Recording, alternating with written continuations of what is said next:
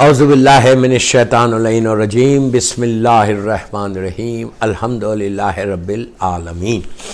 عزیزان محترم، آج میں بس 5-6 منٹ 7 منٹ بولوں گا ایک ایسے سورہ کے بارے میں کہ جس سے زیادہ ریکمنڈڈ سورہ رزق کے لیے کوئی نہیں ہے۔ آج پوری دنیا میں ایک مسئلہ ہے، ہر طرف کہیں آپ جاؤ لوگ دعا مانگتے ہیں کہ مولانا دعا بتائیے کہ رزق کے راستے کھلے، رزق کے راستے کھلے۔ اس کے لیے بہترین عمل پہلے واجبات پہ عمل کرنا، اس کے بعد ہی رزق مستحب عمل کرنا، یعنی آپ واجبات ادا کر کے پھر آپ ایک ایسا سورہ کہ جو قرآن مجید کا وہ 114 سوروں میں سب سے زیادہ ریکمنڈڈ سورہ ہے رزق کے لیے۔ اس سے زیادہ ریکمنڈڈ سورہ اس لیے کہ اس میں کئی معصومین کی حدیث، سب سے پہلے اللہ کے رسول کی حدیث ہے، 5ویں امام کا ارشاد ہے، 6ٹھے امام کا ارشاد ہے، اور دوسرے معصومین کا ارشاد ہے۔ کئی جگہ یہ نص معصوم ہے کہ اس سے زیادہ ریکمنڈڈ سورہ اور کوئی سورہ نہیں ہے۔ اس سورہ کا نام ہے سورہ واقعہ، بلکہ یہاں تک ہے کہ سورہ واقعہ اگر کوئی عمرے پہ جائے تو صفا پہاڑی پہ بیٹھ کے، صفا و مروہ جہاں سے ہم صحیح شروع کرتے، اگر صفا پہاڑی پہ جا کے اگر 3 مرتبہ کوئی سورہ واقعہ پڑھے تو اللہ اس کے رزق کے دروازوں کو کھول دیتا۔ یا اگر آپ نہیں جا سکتے، کوئی جا رہا عمرے پہ یا حج پہ، تو آپ ان سے بھی یہ کہلوا سکتے ہیں کہ میرے لیے جا کے 3 مرتبہ سورہ واقعہ کی تلاوت کرو۔ سورہ واقعہ ایک اتنا ایکسٹرا آرڈینری سورہ ہے، اور جب بھی ہم اپنے گروپ کے ساتھ عمرے پہ جاتے ہیں تو آئی آلویز ریکمینڈ کہ ہمارے گروپ والوں کو کہ آپ جو ہے سورہ واقعہ جا کے پڑھیے، پہاڑ کے پاس بیٹھو، 3 مرتبہ پڑھنا ہے۔ یہ سورہ رزق کے لیے اس سے بہتر کوئی نہیں۔ اس کے لیے اور یہ کہا گیا کہ ہر شب جمعہ پڑھو 3 مرتبہ یا 5 مرتبہ یا 8 مرتبہ۔ آپ جتنا پڑھتے جائیں گے اتنا جلدی آپ کا معاملہ صحیح ہوتا جائے گا۔ اور ایک چیز یہ کہ یہ نہیں ہے کہ یہ سورہ 1 گھنٹے کا ہے، سورہ بقرہ کی طرح اتنا بڑا ویری شارٹ سورہ، ہارڈلی ٹیکس 10 منٹس۔ 10 منٹس میں اگر تیز پڑھنے والے تو 7-8 منٹ میں سورہ واقعہ ہو جاتا۔ تو شب جمعہ 3 مرتبہ منیمم 3 مرتبہ پڑھو۔ کہاں پہ؟ شب جمعہ میں۔ اور ایوری ڈے ایک دفعہ یا 2 دفعہ آپ سورہ واقعہ عشاء کے بعد پڑھو یا عشاء سے پہلے پڑھو یا سونے سے پہلے۔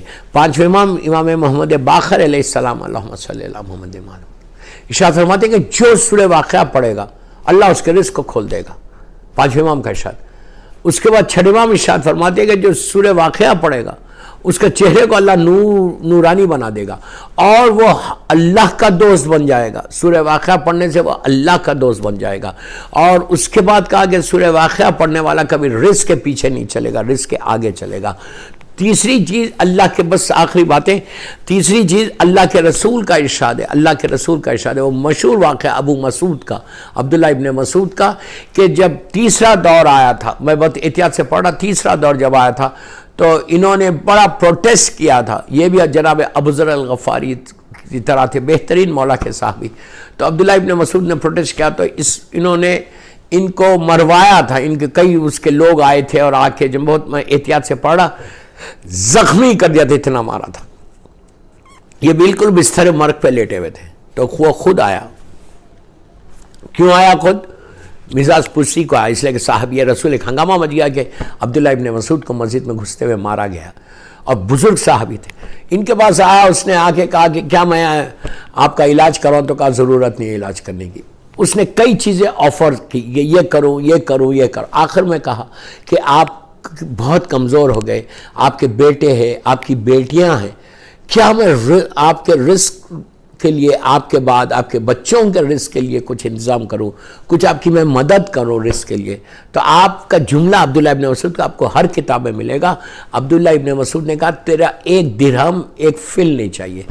کیوں نہیں چاہیے؟ تو کہا پھر تمہارے بعد چلے گا کیسا؟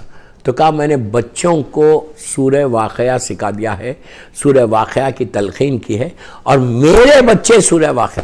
کیا کانفیڈنس ہے! دیکھو آپ، اصل یہ چیز کو پیدا کرنا ہے۔ جو مجھے سن رہا اس وقت، میں ان سے یہ کہہ رہا ہوں، یہ کانفیڈنس کو پیدا کرو، اس یقین کو پیدا کرو۔ تم امام علی کے ماننے والے ہو کہ جن کا ارشاد ہے کہ میرے سامنے سے حجابات ہٹ بھی جائیں تو میرے یقین میں کمی نہ ہو۔ یقین کو پیدا کرو، یہ ٹرسٹ ہونا اللہ کی ذات کے اوپر۔ اگر یہ ٹرسٹ تمہارے پاس پیدا ہو جائے تو سورہ واقعہ گولڈ کی مائن بن کے تمہارے پاس آ جائے گا۔ سورہ واقعہ پڑھنے والا کبھی رزق کا پریشانی میں نہیں ہوتا، کیا کانفیڈنس تھا، وہ اتنا بڑا آفر کر رہا خلیفہ وقت کہ میں آپ کو فائنینشیلی ہیلپ کرنا چاہتا، کہا تیرا پیسہ نہیں چاہیے، تو یہ مت گھبرا کہ میرے بچوں کے رزق کا کیا ہوگا، میرے بیٹے کا رزق کا کیا ہوگا، اس لیے کہ ان کا جملہ اس لیے کہ میں نے اپنے بچوں کو سورہ واقعہ کی تلقین کی ہے، اور میرے بچے روزانہ 3 مرتبہ سورہ واقعہ پڑھتے ہیں، جس سے مجھے یقین ہے کہ میرا پروردگار کبھی ان کے رزق کو نہیں روکے گا۔ تو بس دوستو، میری ایک ہی خواہش آپ سے کہ سورہ واقعہ کی تلاوت اپنے، اگر پڑھنا بھی نہیں آتا نا، ٹیلی فون پہ ڈاؤن لوڈ کرو اور ڈاؤن لوڈ کر کے سن لو، کوئی مشکل نہیں ہے، لیکن سورہ واقعہ ہر آدمی پڑھے کہ اس کی جاب صحیح رہتی، اس کا بزنس صحیح رہتا۔ سب سے بڑا ایشو یہ ہے کہ تمہارا رزق، لیکن کون سا رزق؟ حلال رزق۔ دیکھیں سورہ واقعہ کوئی جادو نہیں ہے، سورہ واقعہ پڑھ کے آپ وہ سارے کنڈیشنز اس پہ اپلائی بھی ہوتے۔ آپ یہ نہیں کر سکتے جیسا رزق رکتا ہے، رزق کس سے رکتا؟ قطع رحم کرنے سے۔ رشتہ دار کے آپ حق کو ادا نہیں کر رہے اور سورہ واقعہ پڑھتے، سورہ واقعہ پڑھتے جائے، زعفران سے لکھ کے پی لیں، کوئی ایسا نہیں ہوگا کہ تم اگر قطع رحم کرو گے۔ یہ بھی کنڈیشن ہے، یہ بھی ڈیٹ از ویری امپورٹنٹ نا، کہ واجبات، مثال کے طور پر میں نماز ہی نہیں پڑھتا، نماز قضا کر رہا اور میں بولا میں واقعہ پڑھا، میرا تو رزق کھلے گا، کیسے بولے گا بھائی؟ رزق کھلتا ہے واجب کی نماز، واجب پڑھنے کے بعد، فجر کی نماز کے بعد زیارت وارثہ پڑھو، اس سے رزق کھلتا، لیکن نماز مس مت کرو، اگر نماز مس کرو گے تو رزق بند ہو جائے گا۔ سورہ واقعہ اسی وقت اثر کرے گا جو واجبات پہ عمل کرتا۔ دوسری چیز قطع رحم، صلہ رحم کرو۔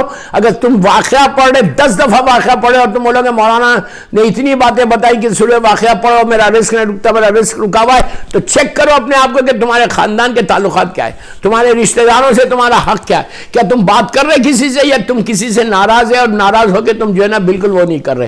تو بس یہ کوشش کرو کہ سورہ واقعہ کے جو کنڈیشنز ہے اس کنڈیشنز کو اپلائی کرو، اس کے بعد یہ ایک بہترین گولڈ کی مائن ہے جو سورہ واقعہ آپ کو مل رہا ہے۔ صلوات پڑھ لیں محمد و آل محمد پر۔